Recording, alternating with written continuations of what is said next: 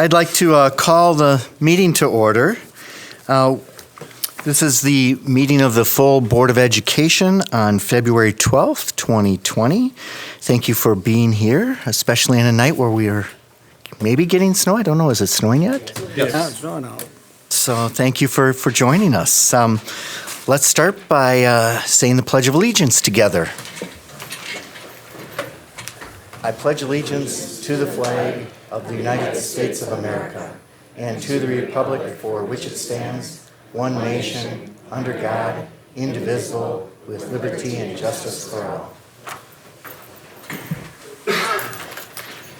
Stacy, will you please take the roll call? William Baumgart. Here. Corey Montiel. Here. Greg Dietz. Here. Amanda Reddy. Here. Diane Voigt. Here. Patrick McCaffrey. Here. Kurt O'Brien. Here. Karen Reinacek. Here. Joseph Como. Here. All 9 of us are here. Thank you, Stacy. And Stacy, have we been properly posted? Yes. Thank you.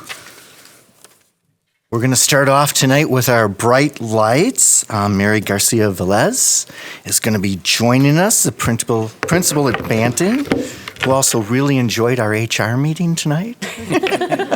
I went in there just to get some work done and thought, might as well stay.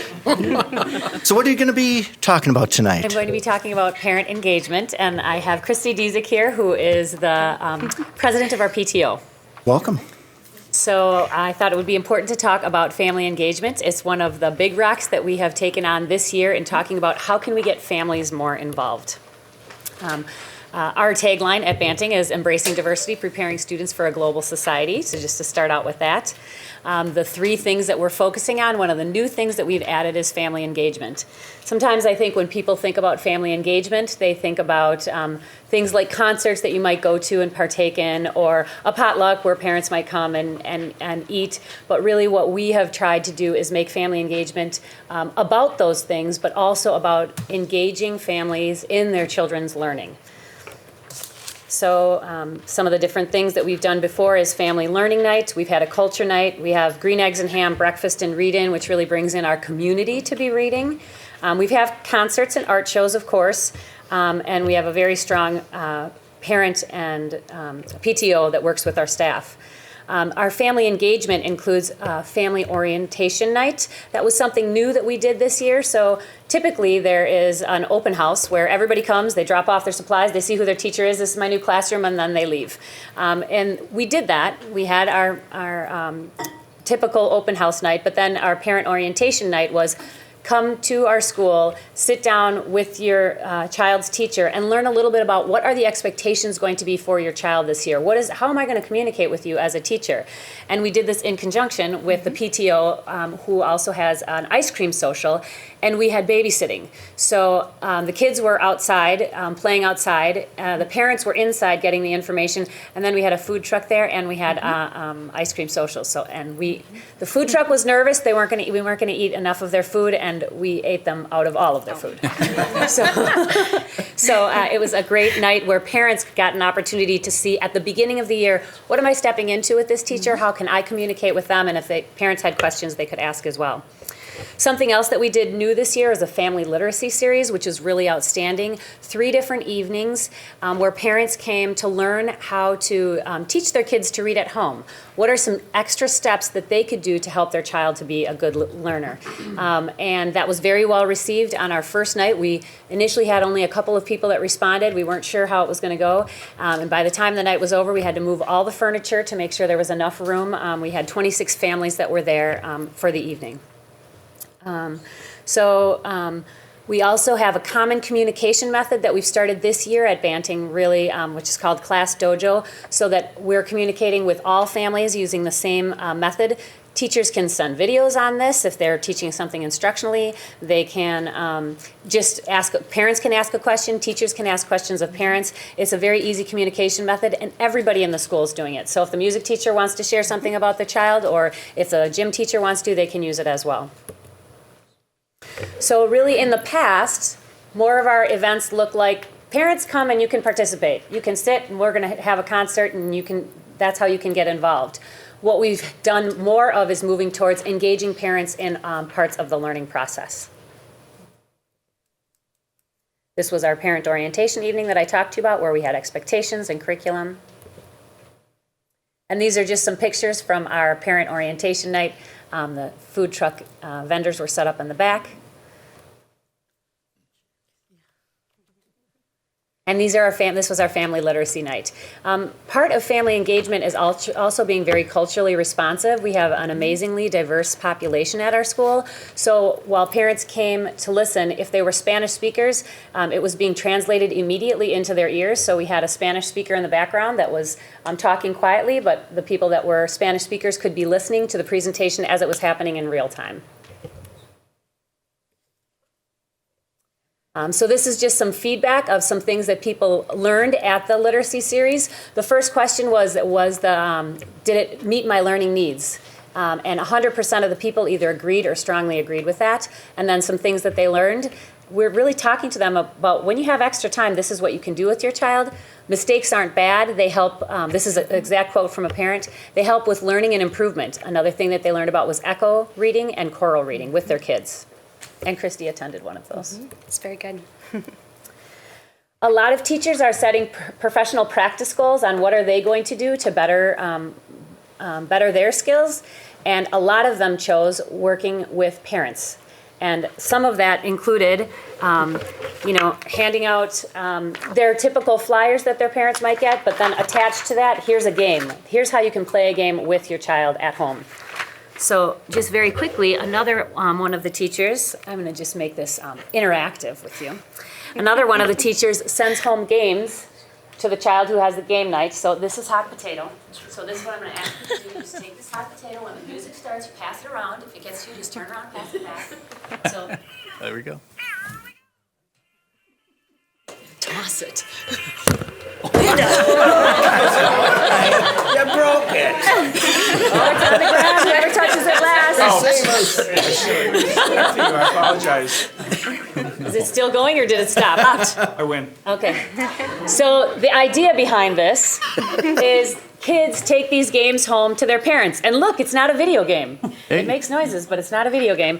They take it home, they play it with their parents, and then a journal comes in the bag. This all came into a bag. And then they write down about what happened in their game. This is only one game. She had many. I was only going to bring the hot potato. It was fun playing with Jordan and my mom. My mom won once. Jordan didn't win at all, and I won 2 times.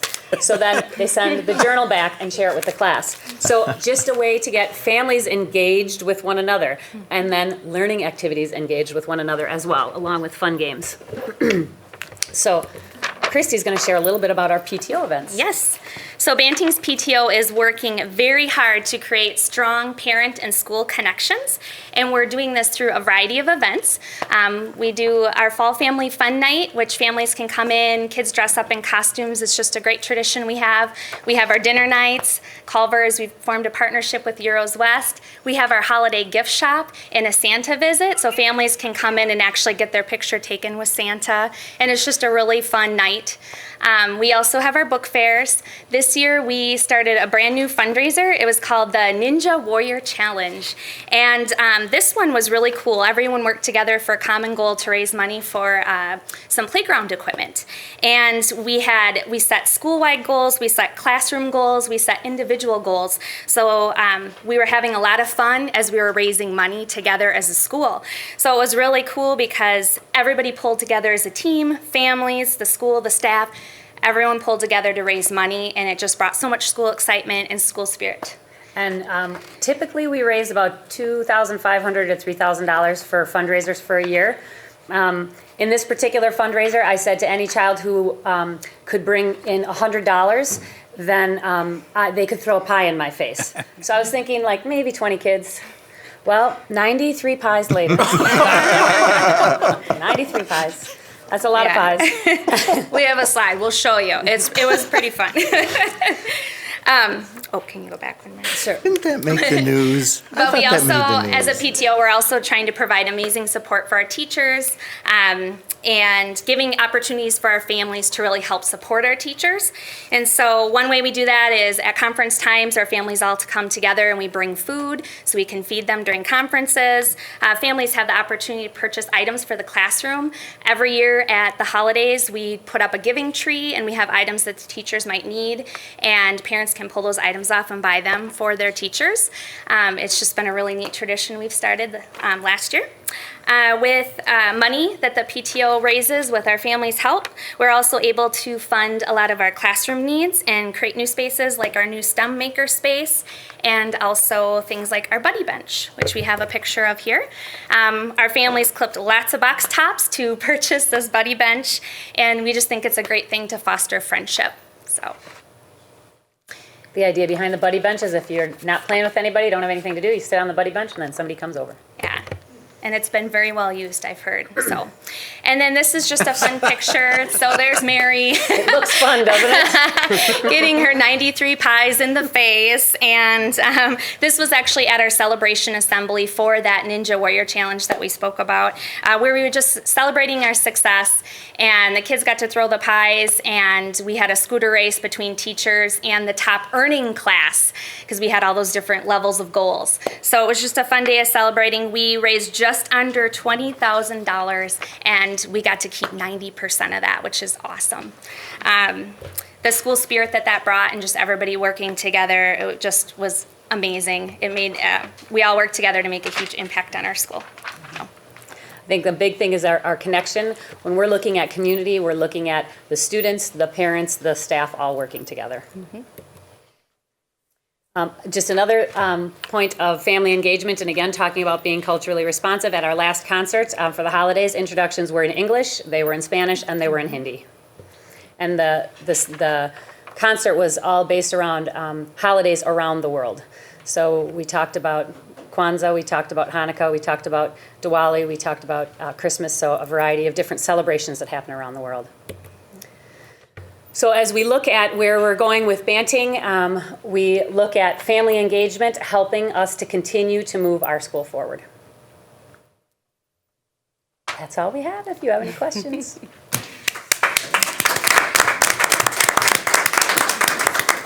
What questions do we have? Mr. Baumgart. Mary, I know about this, but I think you should, on the family engagement literacy, how it got started, because I think it was a little bit different than you applied it, Right. and it's continued, and share with us the continuation of it. So this was initially started at CISA to talk specifically about the needs of IEPs, students with IEPs, and in educating their children about, educating parents about that. And what we said was we wanted to open the door for all. And so, yes, there was a component of it that was talking with parents about IEPs and how to answer questions about that. But we said information about how to help your child is good for everybody. So we included everybody. Corey. Thank you. This is such an important issue. Family engagement as a whole school community is gigantically important. If you don't have that, I think the school is simply not going to succeed. I know a lot of the PTOs in the areas have been trying to deal with that issue the last couple of years.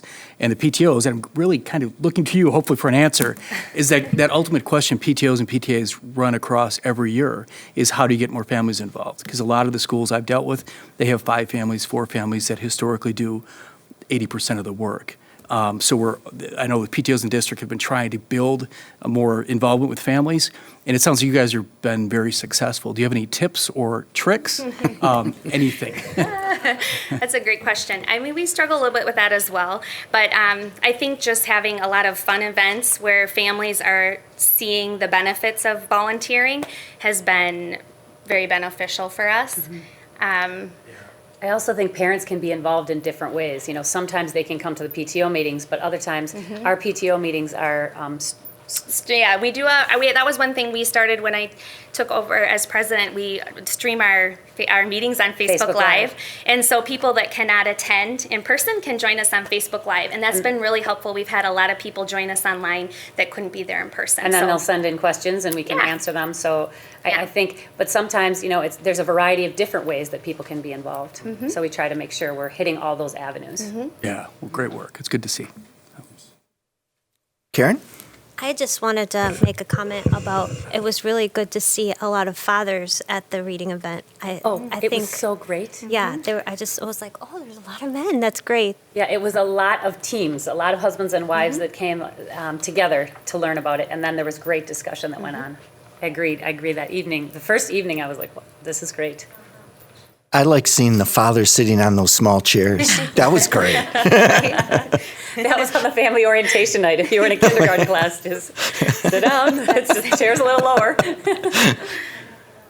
Other questions, comments? Well, Mary, thank you for your leadership and realizing, recognizing the importance here. And Christine, for the time and effort that you put into being PTO president and some of the ideas that you just had shared. Streaming, what a great idea to get more inclusive. And thank you for your efforts there. I had just one suggestion that could have really made your presentation like stellar. You should have brought at least one of the children who got to throw the pies at Mary. Out of the 93. It was 5 at a time. Yeah. So we'd say 1, 2, 3, and 5 at a time were coming at me. Well, thank you for your leadership and all the hard work that both of you do at Banting. Thank you. Thank you very much. Thanks for your support. On to our recognitions. Mrs. Steedy, you have someone we need to recognize.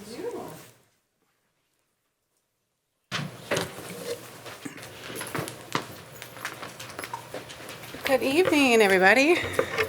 So this evening, the Employee Recognition Award for February of 2020 is being presented to Laura Reichert. So Laura, if you could stand up, come on down.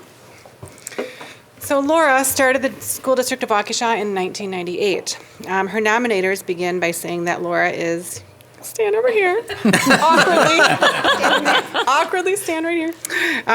She's a school social worker who has known for years that her purpose is to help others. She is an active listener, armed with intelligence, compassion, strength, perseverance, and humor. She has done more for students and their families than can be measured and assists staff, students, and families in any challenges that arise, regardless of time, day, or night, changing the trajectory of countless lives. Laura has worked at the elementary, middle, and high school levels throughout her years in the district, giving her knowledge of generations of families in Waukesha. She has touched lives with her advocacy, actions, advice, and compassion. She is always ready for whatever is needed to lend an ear, take action, or offer an idea or solution. She advocates for what is right for families that she works with, for the community, and for her profession. Of the countless committees Laura has volunteered for in her time with the district, the most recent is the Waukesha County Human Sex Trafficking Committee, whose purpose is to prevent and intervene with people who have been commercially sexually abused. Her participation helps others and strengthens the partnership between the district and the county. Additionally, Laura was the lead School District of Waukesha contact when we brought Stairway to Heroin to Waukesha. This highly attended, well-organized program involved nationally known speakers who discussed the impact of heroin addiction on their families, and she organized a community resource fair that offered education to support those who attended. Laura Reichert has been a leader among the social worker for years. She is the go-to person due to her vast experience, knowledge, and no-nonsense direct approach. That is part of who she is and the way she lives her life. Do the right things to help those in need, do the best you can for everyone, and do your job with honesty, integrity, and humility. So on behalf of the School District of Waukesha, I'm excited to congratulate Laura Reichert to be selected to receive the School District of Waukesha Employee Recognition Award.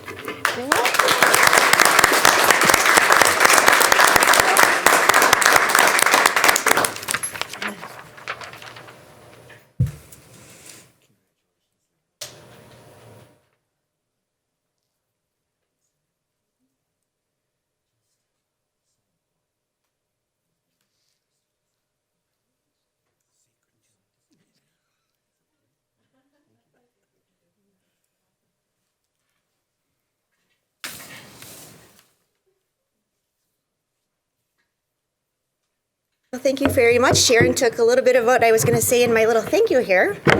I was going to say, yes, I've been here 23 years in the district, and because we've had multiple schools in our caseload for most of my career, I have had, I believe I've had 19 years in the middle school, 15 years in elementary, and about 8 or 9 years in the high school level. So I have had lots of our children in our Waukesha community. And because of that, I've been able to follow the kids throughout my career here. And really, I'm on my second generation now. I'm currently at South High School, so a lot of the kids say I kind of stalk the kids as I'm kind of following throughout the schools here. But that is one of my favorite things, I think, is building relationships with the kids, and I think that's really the strengths of being a school social worker. That's something I really value the most. So I really want to thank you. I find it a privilege to be able to work at South High School. I really thank you for whoever nominated me. I'm not sure who nominates us when we are able to receive this award, but I want to thank whoever did that for recognizing South Student Services and really recognizing the school social workers as a whole. I really value my department, and I appreciate being a school social worker, and thank you very much for this award. Thank you, Laura.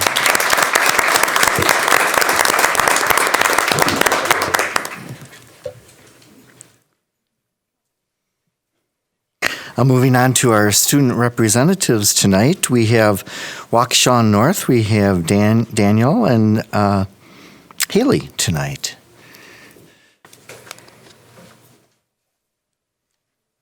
Thank you, everybody. Gives me great pleasure to give you Haley and Daniel tonight. They're going to talk to you about the happenings at North High School. Thank you. So yeah, as he said, I'm Daniel. And I'm Haley. We're from Waukesha North. And we're going to give you a little bit about what's going on at North inside the building. So to start, boys basketball, it's been an up and down season so far, but they've had a few good upsets versus Ocon and Franklin.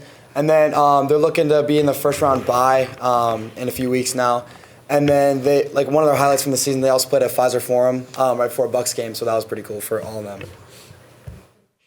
Next, we have choir, and their next concert is coming up at the end of February, so they're rehearsing and finalizing all their songs. And then they also have a trip coming up to New York where they're going to get to sing in Carnegie Hall, and they're doing some fundraising to help pay for that right now as well.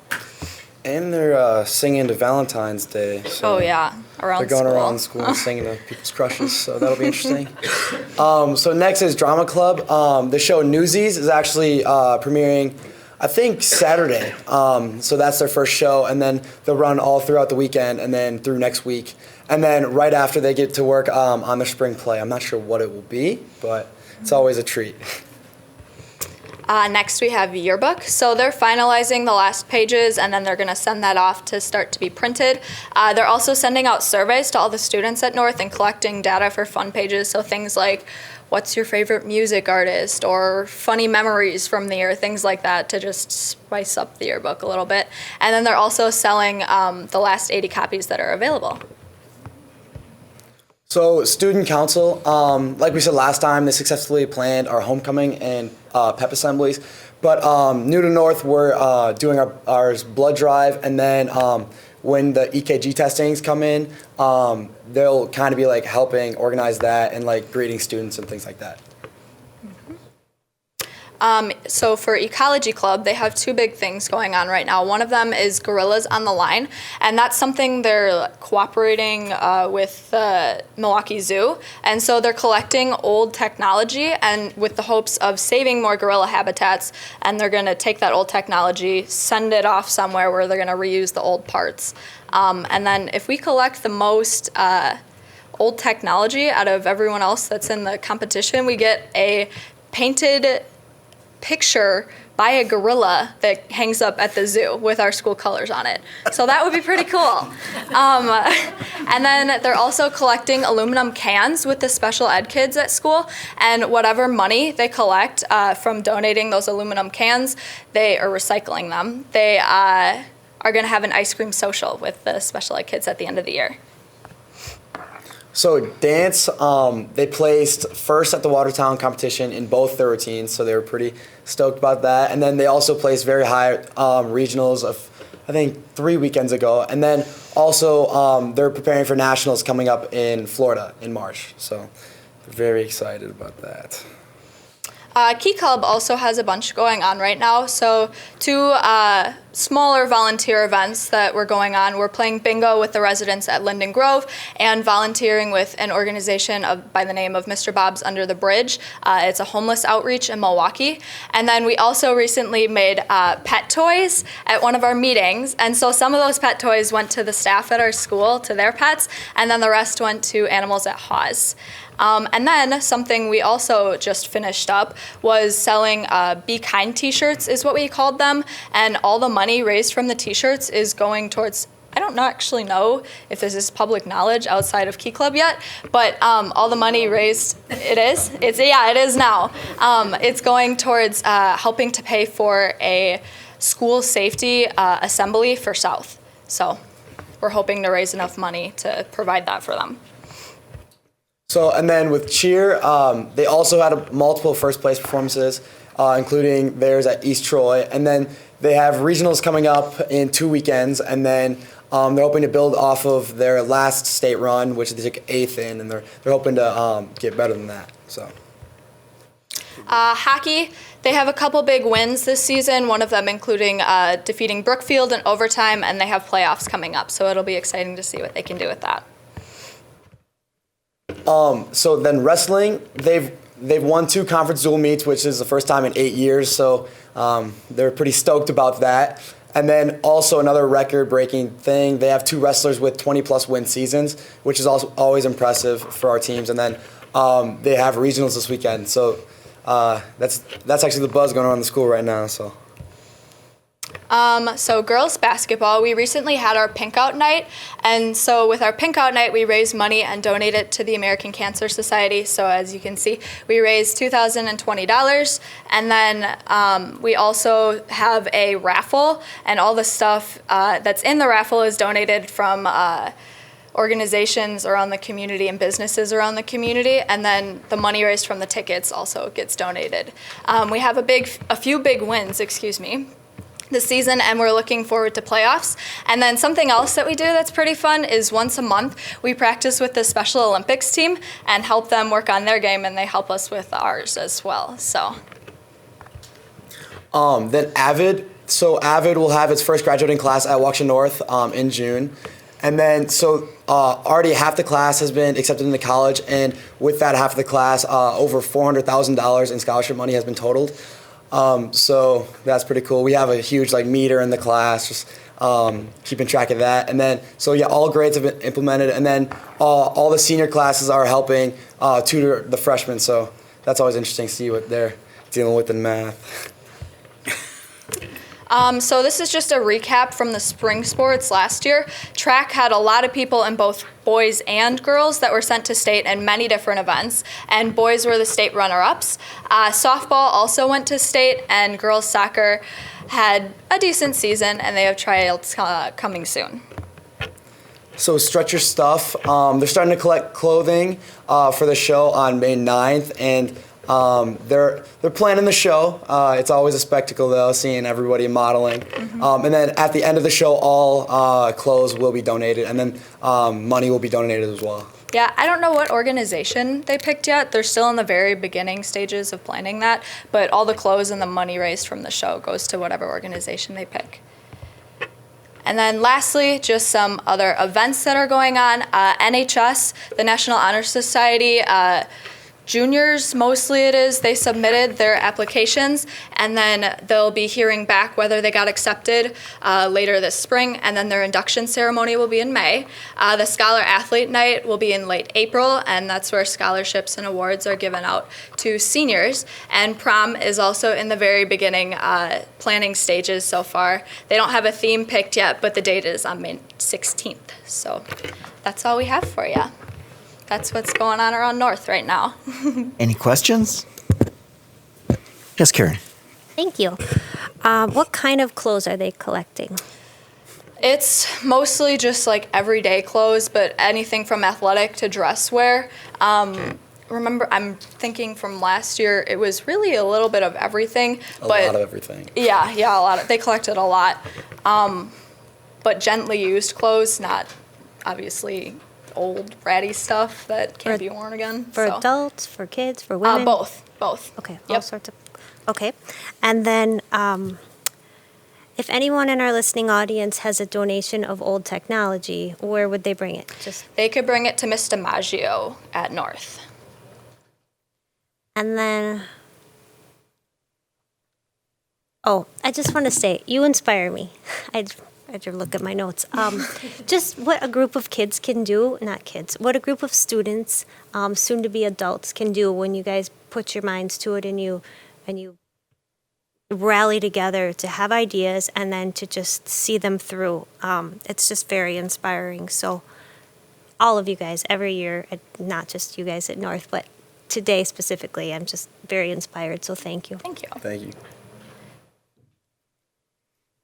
Many of those ideas lead to generous giving. So hats off to you guys on that. Absolutely. Other questions?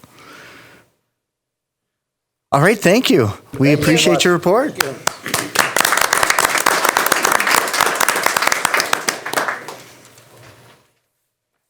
And we're now at the time to listen to our citizens address us.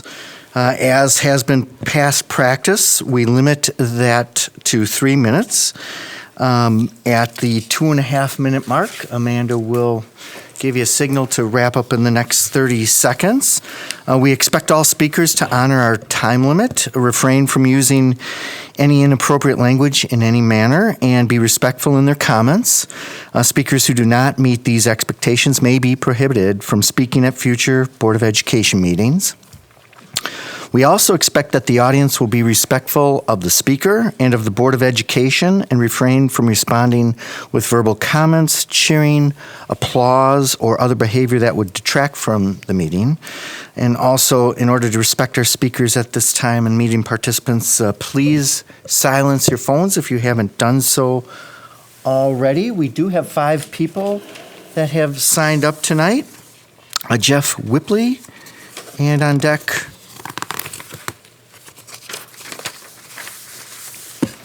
Mary Derson. Jeff?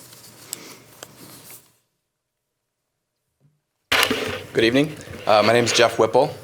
Glipple? I'm sorry. Close. So I'm a town resident of the town of Waukesha and live in the Waukesha School District. I've been a commercial real estate developer for about 14 years.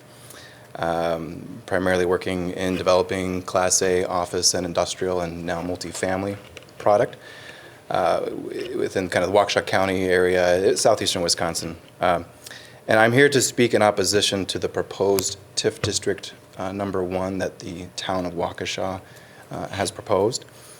It brings me, as you might imagine, no pleasure to come before you and speak in opposition to the town in which I live. But I feel that that given the circumstance, I'm compelled to do so. So today I represent myself as a town of Waukesha resident, a taxpayer to the Waukesha School District, my professional career, and a commercial real estate developer. As a commercial real estate developer and a NAIOP Wisconsin board member. NAIOP Wisconsin is a trade organization for the development industry, commercial development, real estate development industry, represents developers and other service providers to the development industry. We have over 400 members in Wisconsin that primarily located in Milwaukee area and Madison.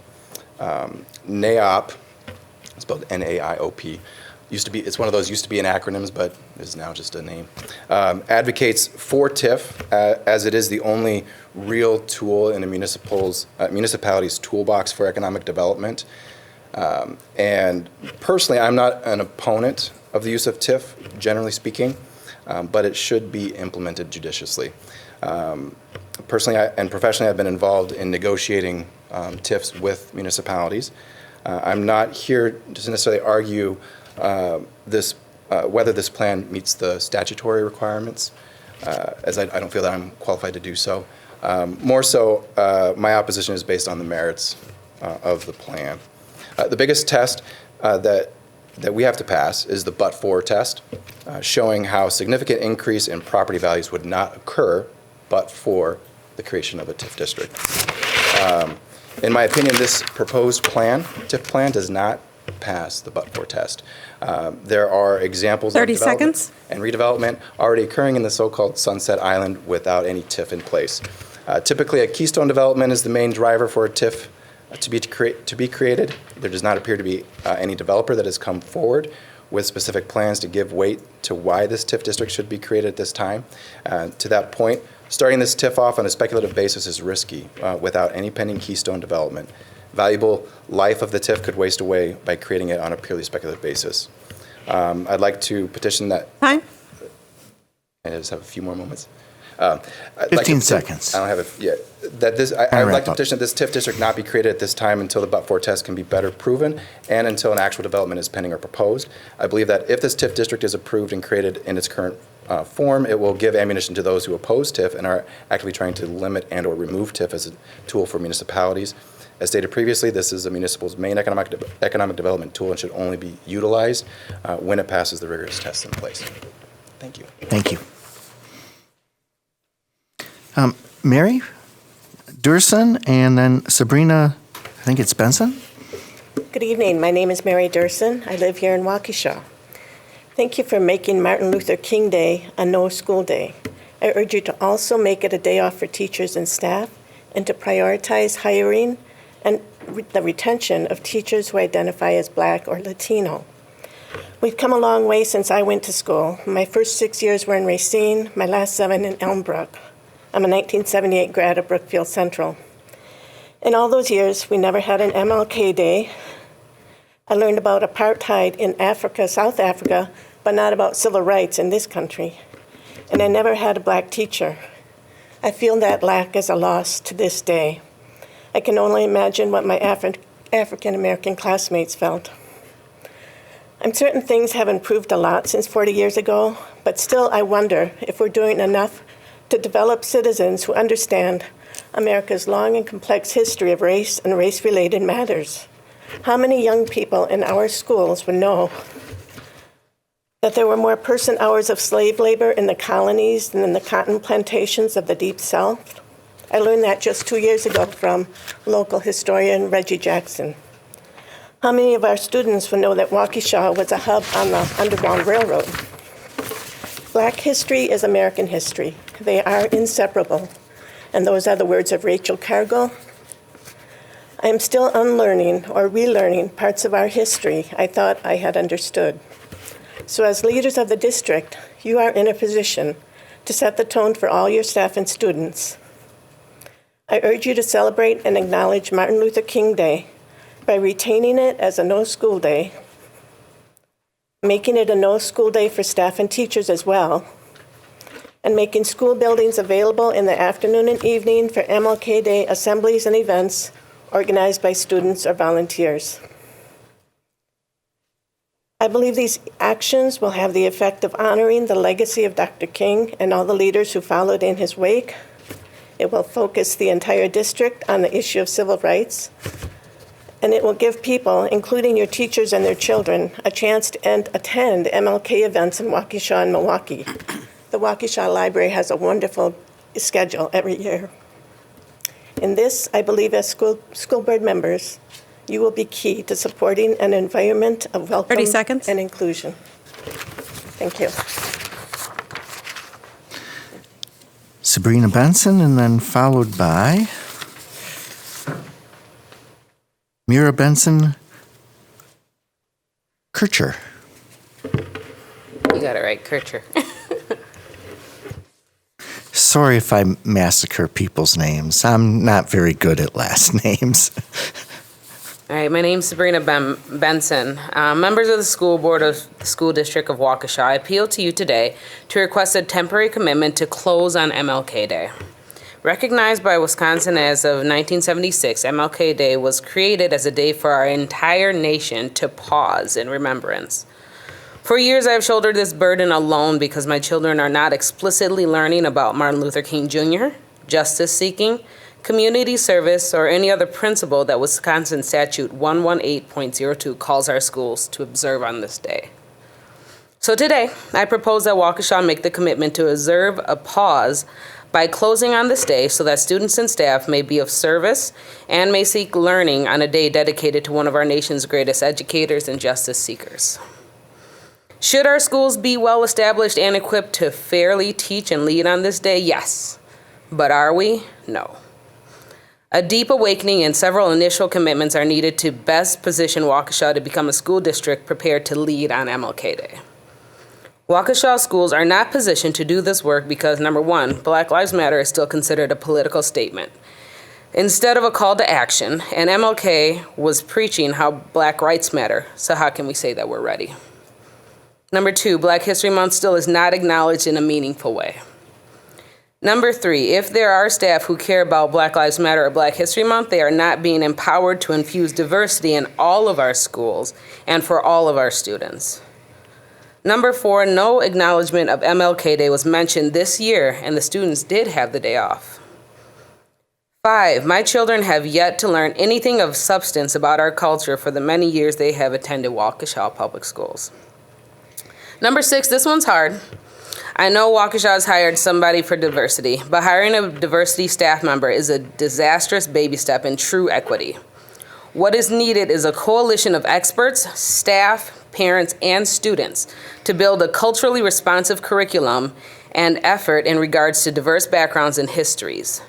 The research is out there, and diversity officers often burn out within 5 years. Additionally, diversity officers are tokenized, and one voice at the table is not enough. These are a few reasons, but I must also impress on you that my family and I have experienced micro and macroaggressions that will impede Waukesha's ability to authentically lead on MLK Day. I do believe we can work together to improve school culture and atmosphere. But until then, we must release students and staff on MLK Day to go and build community and relationships. With a few years of intentional planning and community building, Waukesha schools will be ready to invite all students into lessons on MLK Day or start a new tradition of community building that better Waukesha County and the world beyond. One last sentence. I end with Coretta Scott King's quote, This is not a black holiday. It is a people's holiday. Mira? Followed by Paul Reese. Hi, my name is Mira and I am a 6th grader. I would like schools to be closed on MLK Day for many reasons. Number 1, we don't get to learn anything about Martin Luther King Jr. at school. When I am off on MLK Day, I usually go to events. This year, they had storytelling, trivia, art, dancing, music, crafts, cake, and community. While I know many facts about MLK, I learn something new every year, and I learn different perspectives. This year, I learned that Martin Luther King made a lot of speeches, and he was arrested many times. Number 2, if I had to stay in school to celebrate MLK Day, I would miss the diversity of people at the events. I love that black folks are leading the events instead of white teachers. I wish that we had more than one teacher of color. Number 3, being one of the few black students is uncomfortable, especially during lessons on diverse topics. And my teachers don't know how to support me during these lessons. I wish my teachers believed and supported me during these uncomfortable and hurtful experiences. Number 4, in the future, I will be helping my community in MLK Day. I will help plan and volunteer events like that teach about MLK Day and uplift people. I would like teachers to ask students how they spent the holiday so we know how people are using their day of remembrance. I wish someone asked how I spent my MLK Day so that I could share my experiences with my classmates and they could learn too. When we should honor Martin Luther King Jr. because if he didn't do what he did, then we wouldn't be where we are today. Thank you. Paul Reese?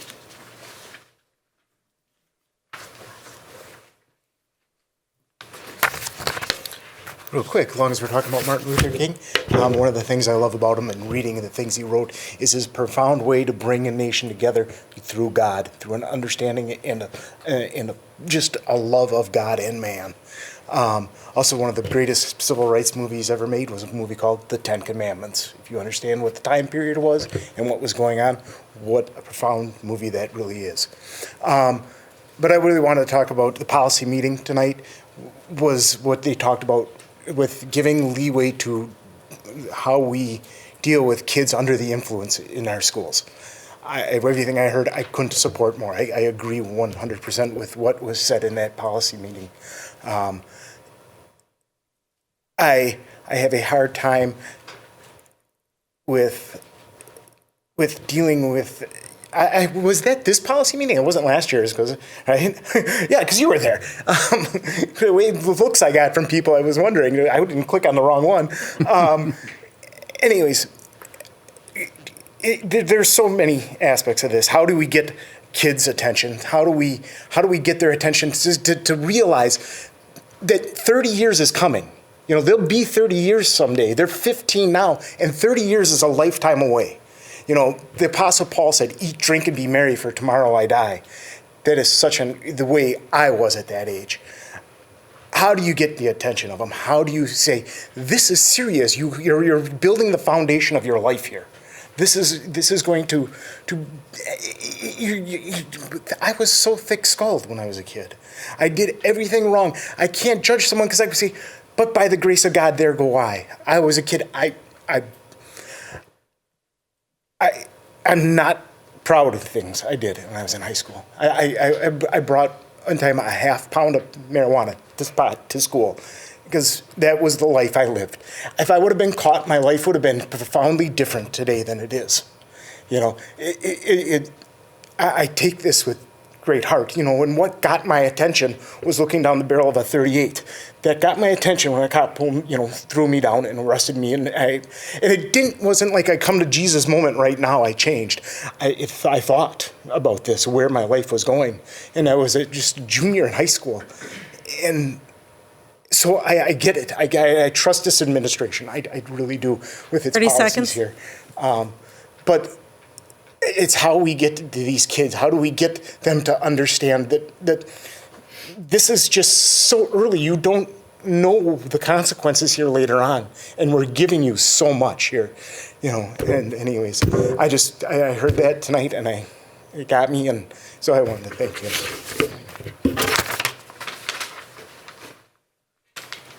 Okay, is there anyone else in the audience that would like to address the Board of Education?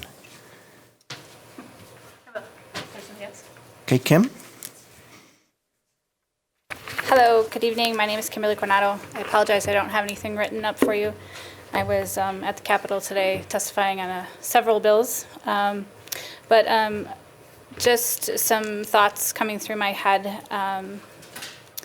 One quote in particular that was meaningful for me today was, if there's anything in life worth fighting for, it's for your child's education. And after that, it's fighting for every other child's education. According to the National Assessment of Education Progress Report in 2017, 65% of Wisconsin's fourth grade students did not read at grade level. Students with disabilities continue to have the worst scores in Wisconsin. 11% are proficient or advanced, and a full 76% are below basic, indicating they do not have the skills necessary to navigate print in school or daily life. And this does not include students with severe cognitive disabilities. I think family engagement is part of that. The trauma that we have as a parent who has several children with IEPs, I think the trauma that comes from that, the fight that we have to do to get services, the trust is not there. There needs to be repair. Where did we go wrong? How did we fail so many students? We send our children to school to learn, to read, to write. Our teachers need to be specifically trained to know how to teach all students how to read and write. In kindergarten, if they're not caught, it takes 4 times as longer to reach up, to catch up in 3rd grade. We need to assist families instead of hinder families getting services. I think another opportunity that was very stark in my perspective, when I go to legislator tables or county tables, my lived experience, my voice is lifted. I'm asked, hey, what do you think? What happened to you? Here at this table, it's not heard. 30 seconds. The documentary, the trauma stories that we had on January 22nd, it was a good start. We need to have more shared power, more parents with lived experience, more students' voice. Thank you. Is there anyone else in the audience that would like to address us? Okay, moving on. Next is our minute approval. We do have 3 sets of minutes. January 8th, 2020, which was a regular board meeting. January 8th, 2020, we had an executive session. And then January 7th, 2020, we had an executive session with respect to an expulsion panel. Is there a motion to approve these minutes? So moved.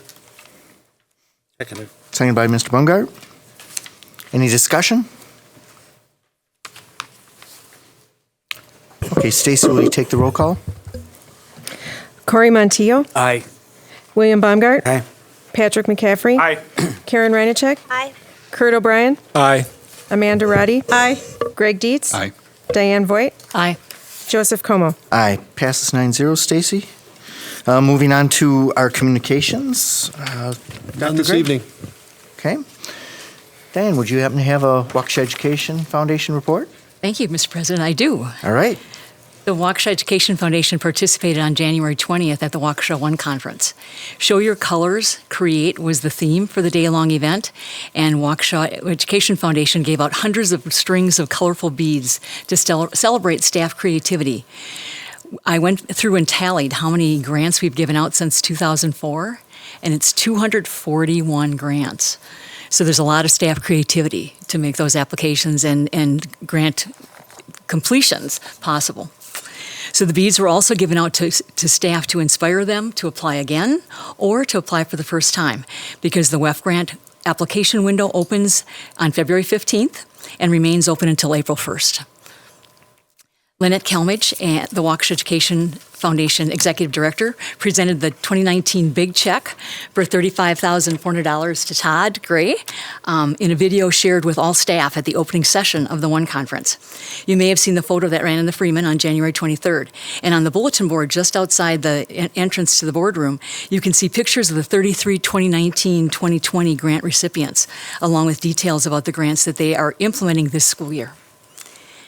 As previously reported, the Go Casual for a Cause raised about $14,500 for the Waukesha Education Foundation in fall. And as promised, we provided a donut bagel breakfast for the top secondary and top elementary schools. South was #1 fundraiser for middle and high school level, but only exceeded North by $50. So we decided to honor both South and North with breakfast in late January. And Hadfield was the top fundraiser at the elementary level, and they were served breakfast on February 5th. Let me close by recognizing some of the many businesses that support the Waukesha Education Foundation. Aurora, CJ and Associates, Shoemaker and Gilson have renewed their annual sponsorships. And welcomes Waterstone Bank as our newest silver sponsor. I want to publicly thank them and for all of our sponsors for the generous support. Thank you, Mr. President. That concludes my report. Thank you. Always good news. Thank you. Moving on to our charter school and program report given by Mr. Bumgard. Thank you. I have a rather lengthy one at the beginning and a shorter one at the end, but we'll get done. On a recent visit with Lisa Swaney out at the Planetarium, I was somewhat awed at the many positives that I heard of. Let me try to give you an idea of what's going on out there. I know it's one of those areas that we don't always pay attention to out there, but it's really worth paying attention to. Plans are underway for progressing to redo the lobby to provide interactive space for the students before they enter the theater.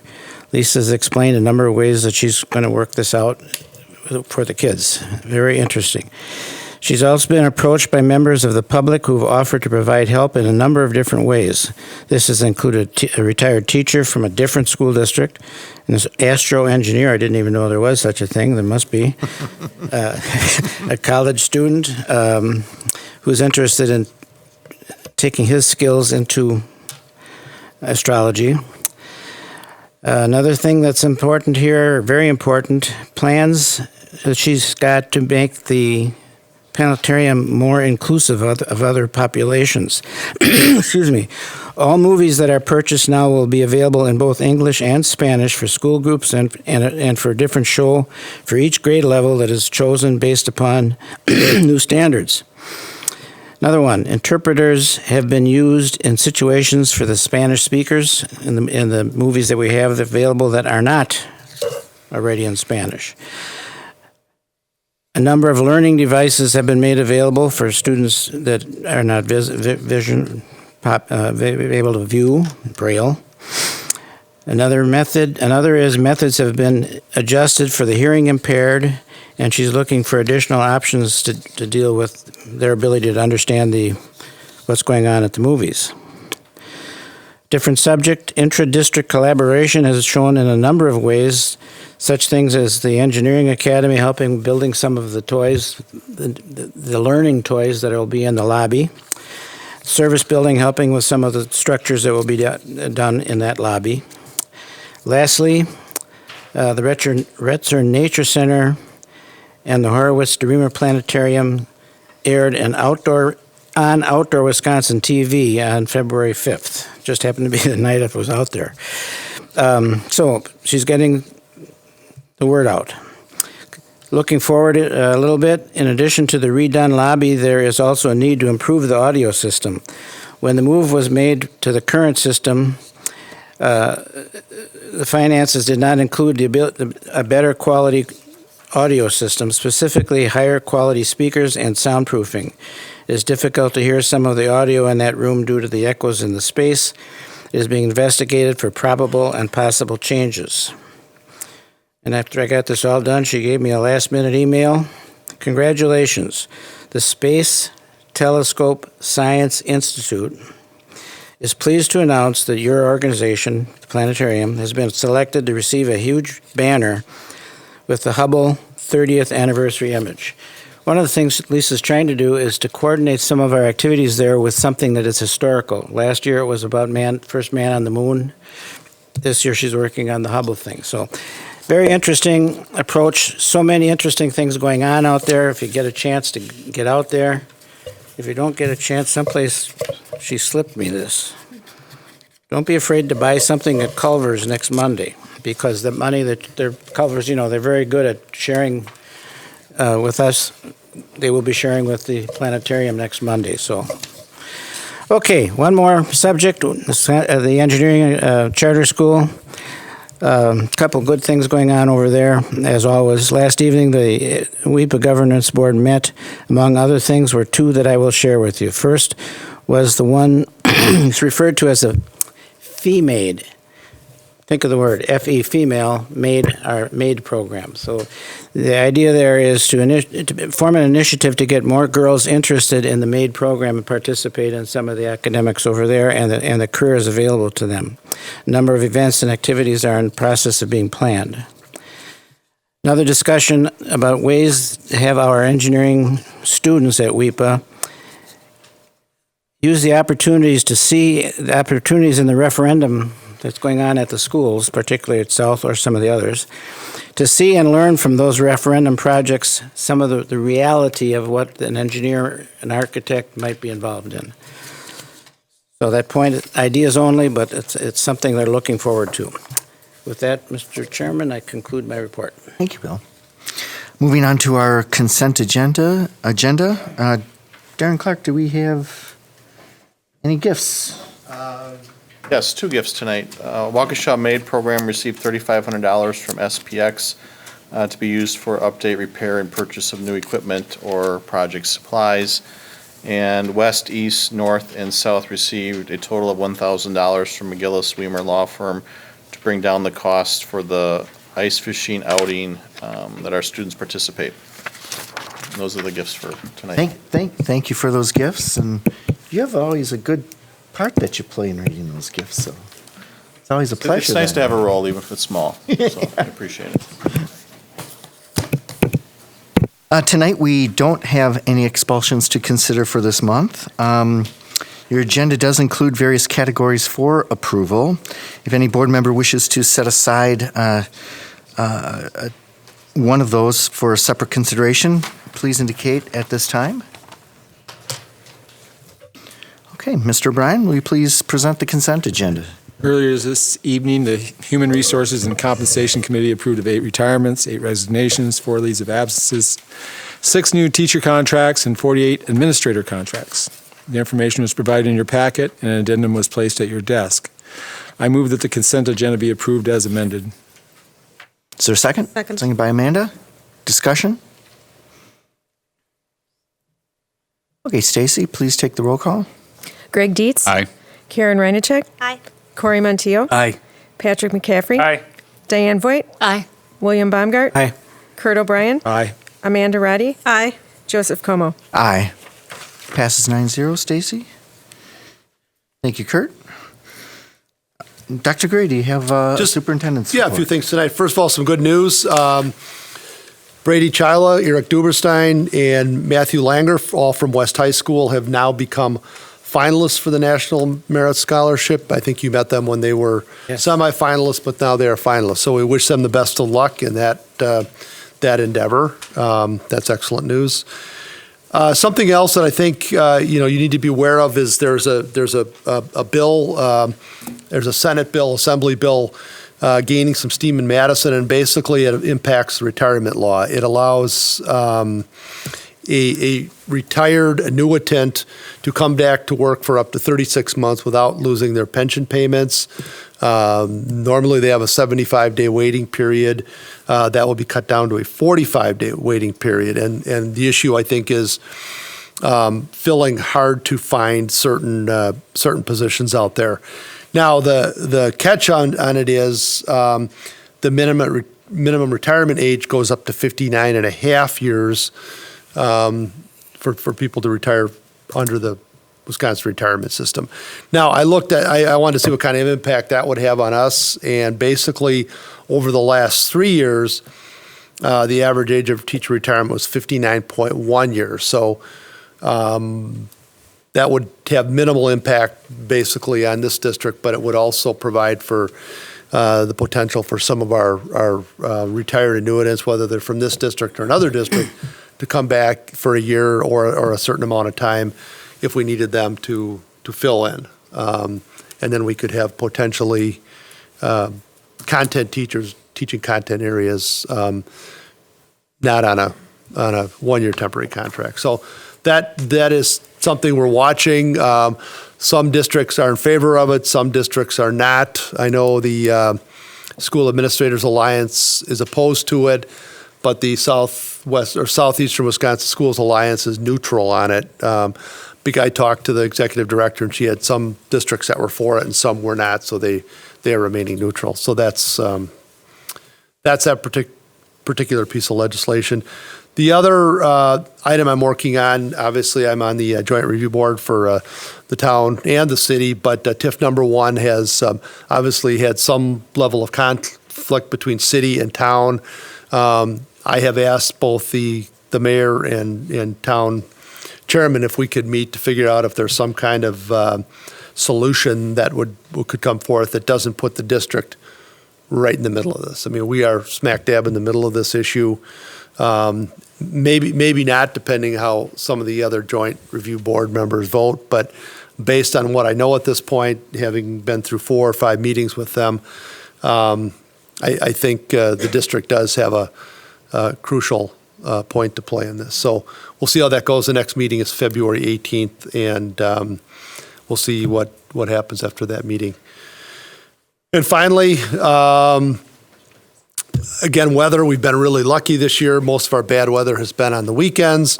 I don't know if that's lucky or not for students, but in any event, it has been on the weekends. Friday morning, we're looking at minus 22, minus 23 wind chill. And while that's cold, just a reminder that our standard is minus 35, which is a wind chill warning. And that's what all the county districts use in Waukesha, and Milwaukee County as well uses those same standards. So if you're thinking, do we consider closed? Probably not. Minus 22 is cold, but it's not anywhere near the standard we typically use. So that's my report. Okay, thank you, Dr. Gray. Moving on to our committee reports, where we do most of the heavy lifting. We rotate which committees report first, and up first this time is our Safety and Security Committee, given by Ms. Reinachek. Thank you, Mr. President. We actually did not meet last month, and I do not have a report, but we will be meeting in April. Excellent. Thank you. Thank you. Moving on to Human Resources and Compensation Committee, given by Mr. O'Brien. Generally, we have nothing to report, but just to bring the rest of the board aware, we're in that period of time when we're starting to deal with compensation relative to staff. For those people not on HR committee, if you would like to provide some input to members of the committee or myself or to HR, please do. Last year, I think we had a little bit of last-minute struggles as we stirred things up, but this year we're trying to do a little bit better job of doing things in advance so that it's a little bit more prepared. So please, if you have any thoughts on compensation, step forward. I will say that Wisconsin is now 33rd in average teacher compensation across the country. We used to be in the top 20. And our last year overall compensation increase for teachers, educators, was 0.06%, which put us at the bottom of all states for increases in compensation, well below the rate of inflation. So keep that in mind as we deal with our own staff and how we handle our compensation packages. That concludes my report. Okay, thank you. Moving on to policy, given by Mr. Baumgart. Okay, thank you. We have two action items this evening. First one is policy 8462, child abuse and neglect. The only change on this on this one was an addition of a paragraph, basically at one of our board members' requests. It's on the very back of it. I'll read it. It's quick. District staff who, after thorough investigation, are found to have violated this policy and/or Wisconsin's mandatory reporting statute, such and such, will be subject to discipline up to and including termination. Staff will be provided all rights to which they are entitled under the applicable employee handbook provisions and board policies, including but not limited to board policy 3139, staff discipline as may be amended. So this was requested, it was read to you previously, went through the committee, and I now move for approval of this policy as presented. Is there a second to that? I'll second. Second by Mr. Monto. Discussion.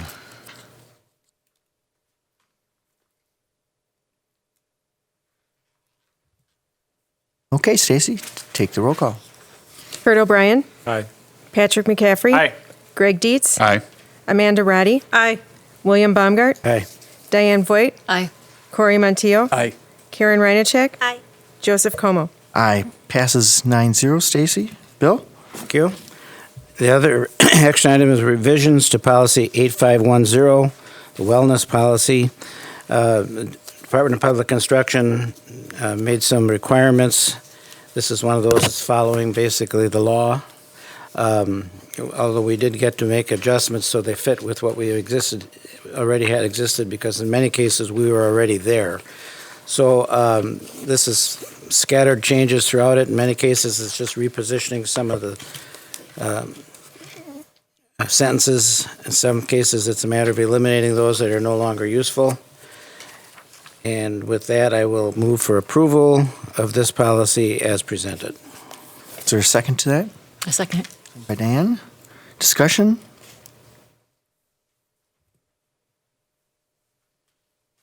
Again, there's nothing new or sacred in this, so. Okay. Stacy? Amanda Roddy. Aye. Diane Voigt. Aye. Corey Montijo. Aye. Kurt O'Brien. Aye. Karen Reinachek. Aye. Greg Dietz. Aye. William Baumgart. Aye. Patrick McCaffrey. Aye. Joseph Como. Aye. Passes 9-0. Stacy? Bill? Thank you. The next policy committee meeting is scheduled for next Tuesday, the 18th, in this room at 4 p.m. That completes the report. Okay, thank you. Moving on to our technology committee, given by Mrs. Voigt. Thank you, Mr. President. The Technology Committee met on January 29th at 5 o'clock, and there were no action items, but we did have 5 information discussion items. The first one under instruction-related technology was talking about the January 20th, 2020 6th Annual Waukesha 1 Conference. The theme for this year's conference was Show Your Colors, Create. Create was actually an acronym for creativity, relationships, equity, academics, technology, and engagement, the topics that were shared during the day. True to the theme, the conference itself introduced a new creative session format where staff were encouraged to contribute and engage in their learning. From the keynote speaker all the way to the last session, creativity and how it impacts student engagement and success were emphasized. And we saw a very positive staff survey in a PowerPoint that was shared at our meeting about those results. Any discussion? Supposed to do that for discussion items, right? Okay. Second, then, Apple continues to refine parental controls and screen time monitoring on the iPad. These controls are available to families now. In addition to these controls, the district is moving forward with plans to implement a district VPN, or virtual private network, on all devices by next fall. This VPN option will extend the district web filtering and malware protection to all district devices on or off the district network. By way of discussion, our agenda listed Securely, which is a program that Elmbrook uses, and we looked at the pros and cons of that, and this new VPN that I just mentioned seems to be a much better, more affordable alternative to that other alternative. Any discussion? Yeah, a little bit more scope on that. That VPN we already have. That's why it's not an additional cost. We just now have it restricted internally relative to our own school. And by using that VPN and extending it outside to the home, it gives us a tool to monitor how the devices are being used at home if asked. So if a parent would say, I want to know how my child is using that device, by having it go through a VPN to be used at the home, we can actually see the traffic on that device. And also provides better malware protection for the home by going through our VPN than if they just go without. We have more malware protection on our device than most homes do. So it's a win-win for everybody involved. The downside for the district, it might mean some additional requests from some parents that are concerned, but in a way, I think most parents would say they'd want to be able to have that tool available to them. So. Yeah, hackers continue to come up with unique ways to get at people's information, as we all know. We see a lot of that in the news these days, and virtual private networks is a great level of security. So I think that's a real good ad. Anything else on that? Diane? All right, then the next topic was infrastructure-related technology. The Technology Committee received an in-depth demonstration of the Board Docs meeting management platform. The demonstration focused on the functionality of the product from the board member and the public point of view. A demonstration of the administrative side of the product had been completed earlier for the district administrative staff. Both groups were very positive on the product and felt it will simplify management of meeting documents. It is the recommendation of the Technology Committee that the district move forward with the implementation of Board Docs. Any discussion?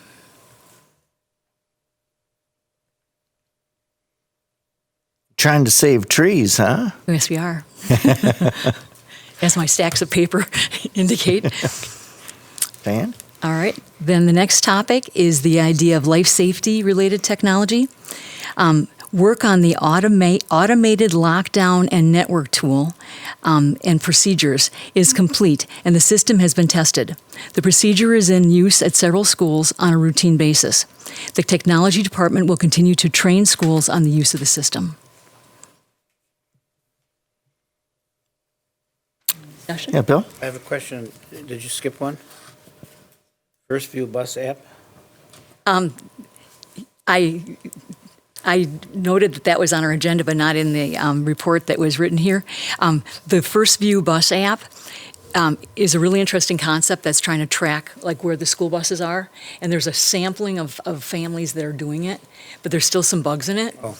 And rather than roll it out for everybody else and have amplified issues, Thank you. it's still kind of under wraps. But that's a good point. I was going to mention it after the fact. Okay. I had not skipped it intentionally, but Got it. yeah, we don't have any report except that they're still trying to work the bugs out. Thank you. Okay. All right, then. The next topic is significant work at the 3 middle schools this summer will bring all of them on board with the new clock messaging system. That work will increase the number of schools equipped with a new messaging system to 9. So that's basically a couple of the elementary schools needed to convert because their systems were in poor shape. I think Hawthorne and Higher were the 2 schools that they already made the switch for. Otherwise, it's mostly the middle school and high schools that are in that processing of using the clock messaging system so far. And where the buildings are having some issues with coverage, like south in the gym and west with their sound system in the gym as well, but they'll be addressing those concerns in-house more so than they've been able to in the past.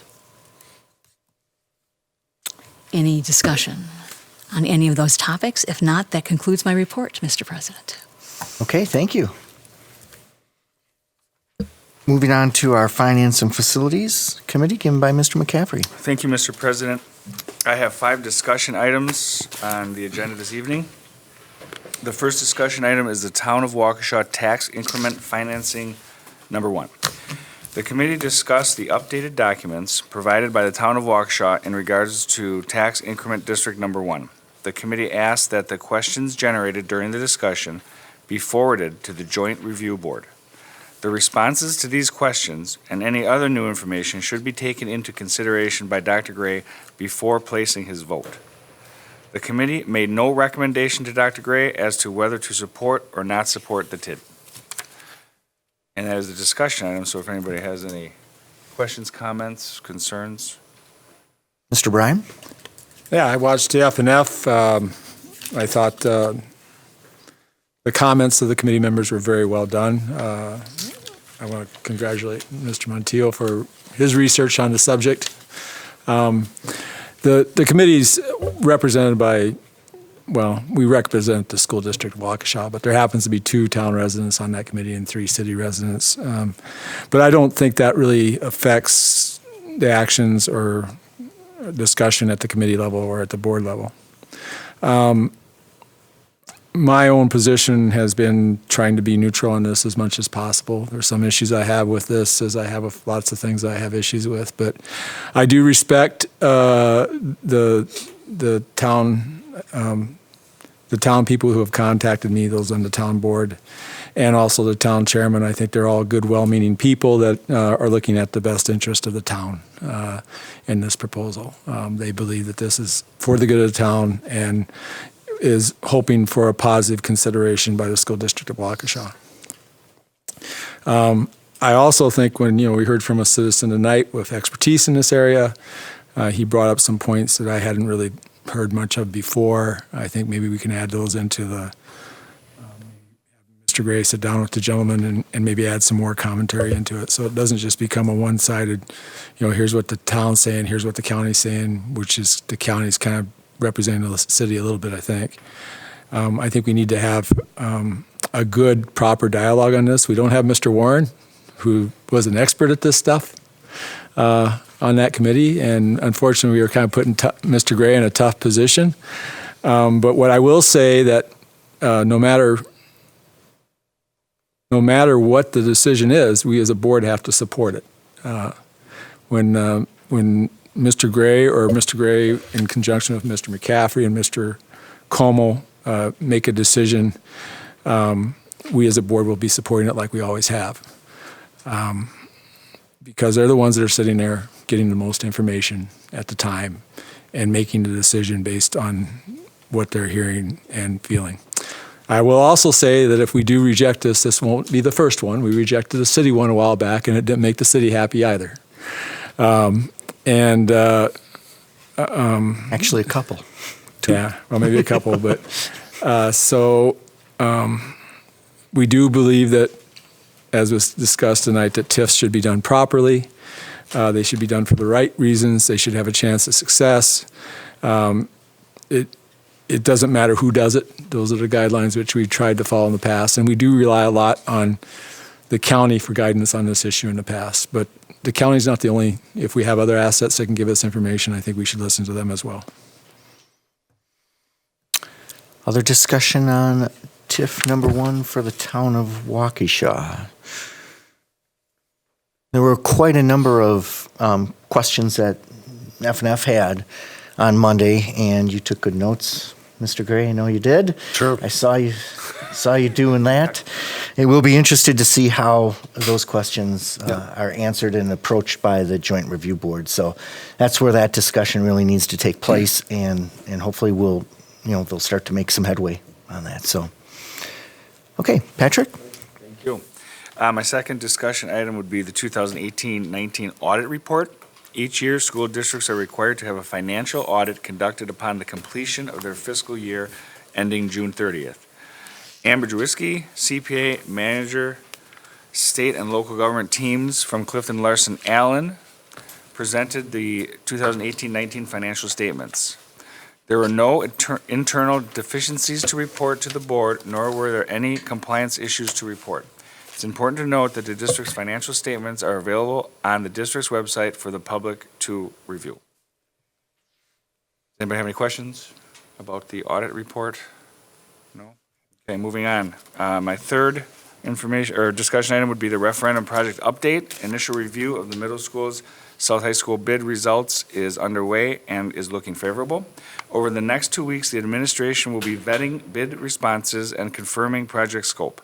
Next month, representatives from Bray Architects and Findorf will be in the attendance to review the final budget figures and project scope. Questions, comments, concerns? Moving on. My fourth discussion item is a referendum budget update, summer 2019. Mr. Clark provided a final budget summary for the summer 2019 construction, which included 11 secure entrances.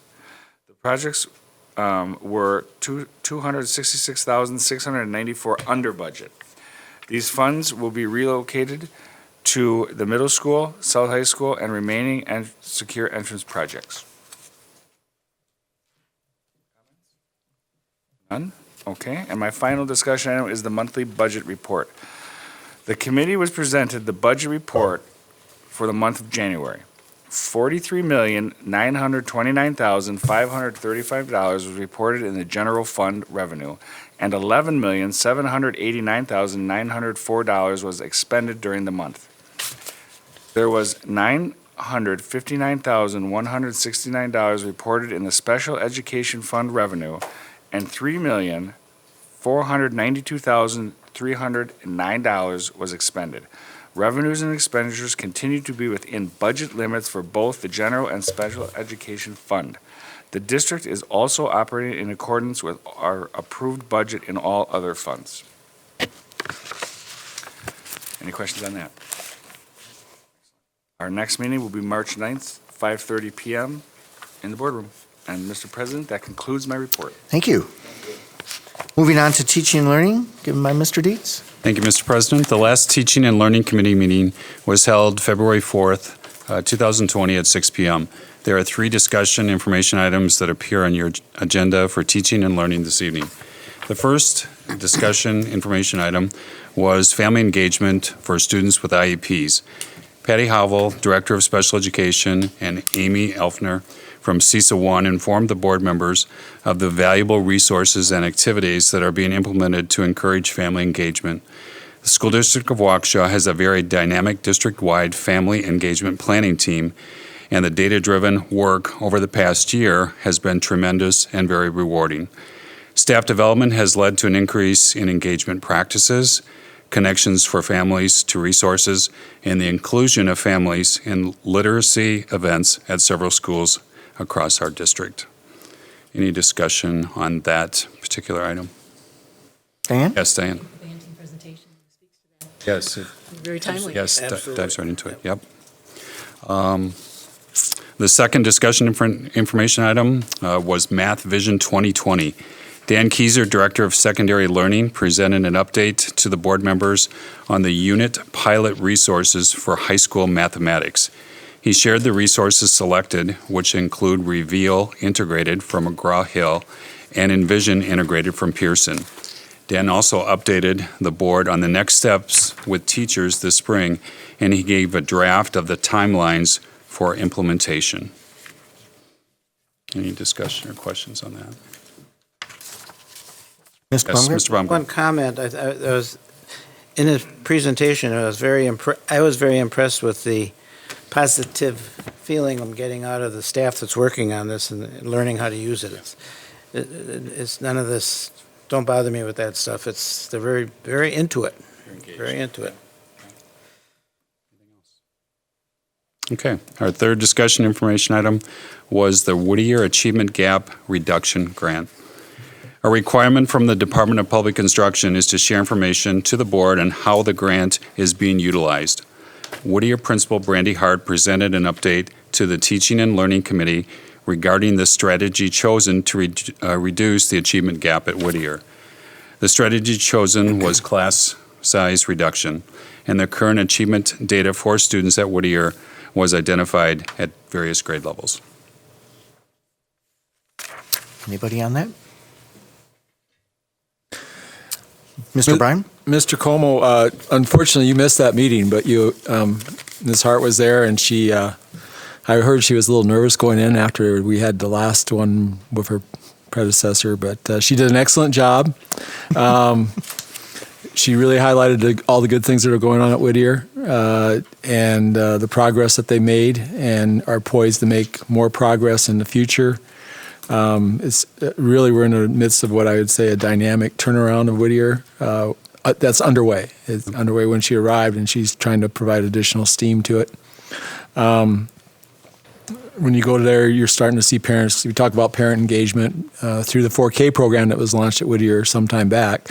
The parent engagement component has really improved, and that's resulted in student achievement that we're seeing on the test scores right now and should continue forward. They did have an event the next day, which I was last minute invited to, but it was a pajama event, and I don't look good in pajamas, so I passed on that one.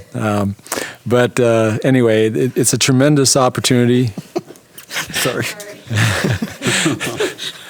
It's the bunny It's the bunny outfit from the Christmas Story. The bunny outfit from Christmas Story. Yeah. Anyway, no pajama event for me. What was nice too about Brandy's presentation, she was accompanied by Melissa Yao, Director of Elementary Learning, and also Amy, our testing coordinator. Yep. So it was nice to see the collaboration that's going on behind the scenes, not just one individual doing that, but a district-wide effort to see achievement improve at Whittier Elementary School. Yeah, I think Mrs. Yao's first assignment was at Whittier, I think, is where she actually, worked first, wasn't it? Saratoga, and then when Saratoga became STEM, then she went over to Whittier. Oh, okay. But it was really nice to see that, and then we could interact and ask questions of them as well. So, any further discussion on that item? Okay, thank you, Mr. President. That concludes the Teaching and Learning Committee report for this evening. Our next meeting will be held on Tuesday, March 3rd, 2020 at 6 p.m. here in the boardroom. Thank you.